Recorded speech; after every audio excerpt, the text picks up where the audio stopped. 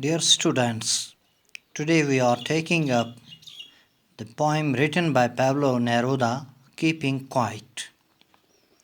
So, in this poem, the central idea of this poem is importance of quiet introspection. That means self-introspection. And aim of writing this poem is through quiet introspection to bring peace, harmony and prosperity to the mankind.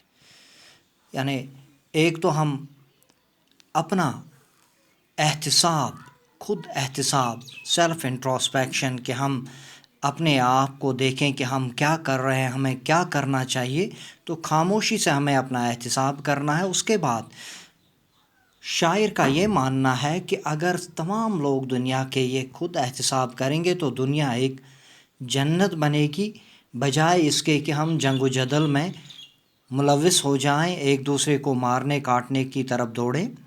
So first of all, I will read this poem for you. Now we will count to 12 and we will all keep still. For once on the face of the earth, let us not speak in any language. Let's stop for 1 second and not move our arms so much. It would be an exotic moment without rush, without engines. We would all be together in a sudden strangeness. Fishermen in the cold sea would not harm whales, and the man gathering salt would look at his hurt hands.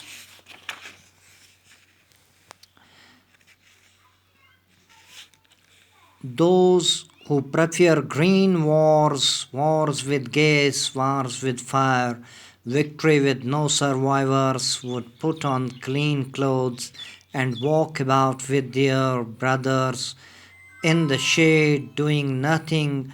What I want should not be confused with total inactivity. Life is what it is about. I want no truck with death. If we were not so single-minded about keeping our lives moving and for once could do nothing, perhaps a huge silence might interrupt this sadness of never understanding ourselves and of threatening ourselves with death. Perhaps the earth can teach us as when everything seems dead and later proves to be alive. Now I will count up 12 and you keep quiet and I will go. So this poem, through this poem, the first two stanzas, they tell us about the importance of this, how we should keep silence, and then the later stanzas, the middle stanzas, they describe about the different people, how we can save humanity by doing this, and later on it also gives towards the end of the poem it also gives the example of the earth, how it rejuvenates with life after a long slumber of winter. So in this, he says the poet calls upon all the people to realize the value of quiet introspection. We can examine ourselves, analyze ourselves, and only through in moments of complete silence. Therefore, he calls upon us to count to 12 and keep still for that much time only. तो हमें 12 तक गिनना है और इस दौरान हमें अपने आप का एहतिसाब करना है. So in this period, in fact, all that the poet means to say is that it doesn't need much time to look within and examine oneself. He wants that the people on all the earth, even if it is for once, for a second only, and during this little time, they should not make any physical movement. They will find it a very sweet and unusual moment. There will be no hurrying, no noise of machines. In this silence, they shall all feel themselves to be together. They will suddenly experience a strange feeling of togetherness.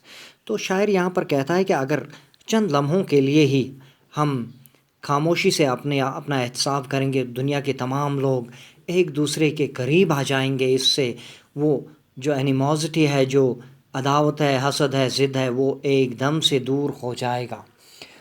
اور جو مشینوں کا شور ہے یا کچھ اور چیزیں جو شور شرابہ ہے، اس سے دور جب ہم یہ احتساب کریں گے تو ہم ایک آگے یعنی کہ ایک بالکل ہم ٹوگیدر یعنی کہ فیلنگ آف ہارمنی محسوس کریں گے. تو یہاں پر ہے کہ for once on this occasion only, یعنی کہ اسی موقع کے لیے. اور ایگزوٹک کا مطلب ہے اسٹرائکنگلی کلرفل اور انیوژل، یعنی کہ جو اٹریکٹیو ہو، جو انیوژل ہو اور اٹریکٹیو ہو. رش مینز گریٹ ایکٹیویٹی اور ہری، یعنی کہ hustle bustle, the life busy life. Green wars means fresh اور نیو وارز، یعنی کہ نئے جدید طرز کے جنگیں. Survivors those who continue to live even after some danger, یعنی جنگ کے بعد بھی زندہ رہنے والے لوگ، یا مصیبت کے بعد یا کسی آفت کے آنے کے بعد بھی جو زندہ بچ جاتے ہیں ان کو سروائیورس کہتے ہیں. کنفیوزڈ، مس انڈرسٹوڈ، یعنی کہ جسے سمجھنے میں غلطی کی گئی ہو. Life is what it is about, what I say is concern with life not with death. تو شاعر یہاں پر ہمیں سمجھانے کی کوشش کرتا ہے کہ جو میں کہتا ہوں وہ زندگی سے متعلق ہے، موت سے متعلق نہیں ہے. ناٹ ٹریک ود، یعنی کہ no connection with. Single minded, determined, having an aim اور پرپس. یعنی سنگل مائنڈیڈ، جب ذہن کی ہم آہنگی ہو، مجتمع ہو ذہن، تو ایک ولولہ نیا پیدا ہو اور مقصد اور ایک ہی ہو جائے. Threatening, the possibility of trouble اور ڈینجر. تھریٹننگ کا مطلب ہے کسی چیز سے خطرہ محسوس ہو. تو دی ارتھ کین ٹیچ اس، یعنی کہ زمین جو ہے یہ ہم کو سکھا سکتی ہے. We can learn from what the earth does to itself. When everything seems dead in winter, when everything withers and dies. کیونکہ جب آٹم آتا ہے تو leaves they fall down and the plants they become nude. and then during the winter، یعنی کہ موسم سرما کے دوران ہمیں ہر ایک چیز بالکل مردہ دکھائی دیتی ہے، ان میں زندگی کے کوئی آثار نہیں ہے. تو یہاں پر بھی ہے. and the next stanza، the fisherman in the cold sea. تو شاعر کہتا ہے کہ جو مچھلیاں پکڑنے والے ہیں اگر وہ چند لمحوں کے لیے اپنا انٹروسپیکشن کریں گے تو ان سے جو مچھلیاں ہیں وہ بچ جائیں گی، ان سے جو ہارم پہنچتا ہے ان سے، کیونکہ وہ اتنی ہی مچھلیاں پکڑیں گے جتنی ان کی ضرورت ہوگی. اور اسی طرح سے جو نمک جمع کرنے والے ہوتے ہیں وہ اپنے زخمی ہاتھوں کی جانب دیکھیں گے اور پھر اپنا انٹروسپیکشن کریں گے تو وہ اتنا ہی نمک جمع کریں گے جتنی ان کی زندگی میں ضروری ہو، یعنی کہ زندگی کا پہیہ چلانے کے لیے ضروری ہو. اسی طرح جو نئی جنگ و جدل میں ملوث لوگ ہیں، نئے ہتھیار بنانے میں لگے ہوئے ہیں، تو وہ لوگ بھی اگر اپنا انٹروسپیکشن کریں گے تو دنیا اس جنگ و جدل سے بچ سکتی ہے. اور اس کے بعد شاعر کہتا ہے کہ دیکھیے میرا مقصد یہ نہیں ہے کہ میں آپ کو موت کی خاموشی کے متعلق بتاؤں، بلکہ میں چاہتا ہوں کہ آپ خاموش رہیے چند لمحوں کے لیے، بلکہ ہر خاموشی کے بعد آپ کی زندگی میں ایک نیا ولولہ، نیا جوش پیدا ہوگا. تو یہ وہ خاموشی نہیں ہے کہ آپ مکمل ان ایکٹیو رہیں گے بغیر کوئی حرکت کیے، کیونکہ زندگی کا نام ہی ہے متحرک رہنا، یعنی حرکت میں رہنا. جب تک ہم متحرک ہوں گے تو ہم میں زندگی کے آثار پائے جائیں گے، اور جب ہم ان ایکٹیو ہو جائیں گے تو we are dead like a stone, یعنی کہ جس طرح ایک بے جان چیز ہوتی ہے، اینیمیٹ تھنگ ہوتی ہے، تو اسی طرح ہم بالکل بے فائدہ ہو جائیں گے، تو بے جان ہو جائیں گے. لیکن لاسٹ اسٹینسا میں perhaps the earth can teach us, یعنی کہ شاید زمین ہمیں یہ سکھانا چاہتی ہے، کہ یہ سکھا سکتی ہے کہ زمین جب موسم سرما جب آتا ہے تو موسم سرما کے آنے کے ساتھ ہی زمین پر تمام جو ایکٹیویٹی ہوتی ہے، چاہے فصلوں کی، چاہے پیڑ پودوں میں پتے اگنے کی، پھل لانے کی، وہ تمام ایکٹیویٹی جو ہے وہ بالکل دیٹ سیز. اور اس کے بعد جب سپرنگ آتا ہے، بہار آتا ہے، تو ایک دم سے ایک نیا لباس، ایک گرینری، ہر طرف سبززار اگتا ہے، پیڑوں پر سبز پتے اگتے ہیں، اور یہ تمام ایک لائف فل آف ایکٹیویٹی، ایک ہسل بسل سی شروع ہو جاتی ہے. تو زندگی اسی کا نام ہے. اسی کا اگر ہم انٹراسپیکشن کریں تو شاعر کے کہنے کا مطلب یہ ہے کہ ہمیں چند لمحوں کے لیے اپنا احتساب کرنا چاہیے.